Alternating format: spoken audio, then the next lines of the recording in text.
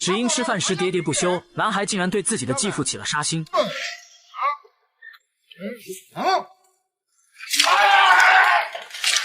继父的左眼被筷子直接戳瞎，瞬间失去了听觉，他跌跌撞撞地向外逃跑。可男孩根本不打算停手，对着继父一顿疯狂输出，最后将他的头按进了滚烫的油锅里。原来就在刚刚，继父又对男孩的母亲实施了家暴，而这一幕恰巧被男孩撞见。男孩名叫小雨，是釜山当地出了名的小混混，经常带着一大批年轻人在外面打架斗殴，就连庙里的和尚他们都不放过。可很快小雨就被警方逮捕，因聚众斗殴罪被判了2年的无期徒刑。为了让儿子在监狱里不受欺负，母亲只好请求黑老大俊哥帮忙关照。原来他和俊哥曾是中学同学，虽然两人关系并不是很熟，但念及同学感情，俊哥还是勉强应了下来。在俊哥的特殊关照下，小雨再也不用干监狱里那些脏活累活。他不仅可以跟着俊哥在狱警的办公室里一起抽烟，还时常能听俊哥讲一些有趣的江湖往事，这让小雨渐渐感受到如父爱一般的温暖，两人的关系也越走越近。当小雨被刑满释放后，俊哥第一时间送给他一辆摩托车作为出狱礼物。而正是因为在监狱里的这段特殊情谊，在得知俊哥要夺回帮派后，小雨立马带着众小弟全部投入到俊哥的门下，这让俊哥的复仇行动也终于得以实施。为了铲除老金的左右手，他们先是利用夜店里的跳舞小妹抓走了老金的头号助手小新，将对方关进了笼子里。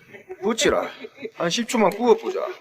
与此同时，小雨带人冲进了老高的球馆，在球场上追着老高一顿暴打，最后将他的双腿打断，直接扔进了海里，接连折损了2员大将。老金立刻对俊哥发动了回击，趁小胖等人在路边喝酒，胡子男驾车直接撞过去，将小胖和阿强撞飞到数十米开外。本以为双方即将展开一场正面火拼，没想到老金这时却主动打来电话，要求和俊哥进行和谈。他一改之前的态度，提出将自己城东城南的地盘全部让给俊哥，只希望他们今后能和平相处。如此诱人的条件让俊哥也倍感意外，看着成群的乌鸦在天空中盘旋，俊哥预感到老金一定在背后酝酿着什么阴谋。殊不知此时小雨对他的态度正在发生微妙的变化。原来就在他和老金会面之前，老金先约小雨在咖啡厅见了一面，将一个惊天秘密告诉了小雨。原来小雨的亲生父亲和俊哥曾经是兄弟，但为了争夺帮派老大的位置，俊哥偷偷派人杀死了小雨的父亲。而当年去执行刺杀任务的正是老金和一个叫大刘的人。为了证实自己的说法，老金把大刘也带到了咖啡厅。突如其来的消息让小雨有些难以接受，他不敢相信自己的好大哥竟然是杀父仇人。而更坏的消息接踵而至，老会长突然去世了，这就预示着俊哥和老金的夺权之战将提前打响。在老会长的葬礼上，一场蓄谋已久的刺杀行动即将开始。